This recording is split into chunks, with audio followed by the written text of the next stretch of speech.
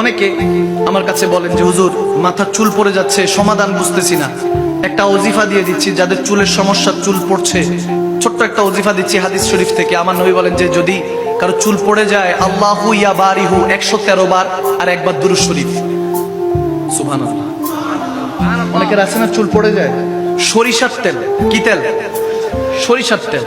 সরিষার তেলের মধ্যে 313 বার ইয়া আল্লাহু ইয়া বারিহু, ইয়া আল্লাহু ইয়া বারিহু, 313 বার পড়ে ফু দিবেন, তারপর একবার দুরূদ শরীফ পড়ে ফু দিবেন। এই তেল 41 দিন লাগান, ইনশাআল্লাহ আপনার চুল পড়া বন্ধ হয়ে যাবে। আরো জোরে। কষ্ট হইলো বেশি? একটা আমল দিয়ে দিলাম, মাঝে মাঝে করার চেষ্টা করবেন। কিছু কিছু আমল আছে যেগুলো করলে, যেমন ঘর থেকে যখন বেরোবেন 10 বার ইস্তেগফার করবেন। কয়বার? আস্তাগফিরুল্লাহ। কয়বার?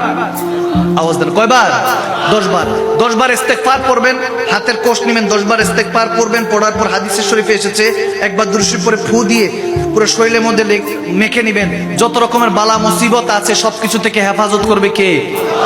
আমার নবী বলেন ইস্তেগফার, আস্তাগফিরুল্লাহ, এটা জান্নাতের একটা দরজা, বান্দার প্রোটেকশনের জন্য আল্লাহ দিয়ে দিয়েছেন। আরো জোরে, আরো জোরে। আর যদি কোনো কাজ চান, যে একটা কাজ আমার করতে চাচ্ছি, যে কাজটা যাতে হয়ে যায়, তাহলে বেশি বেশি ইস্তেগফার এবং দুরূদ শরীফ পড়বেন। সুবহানাল্লাহ বলেন।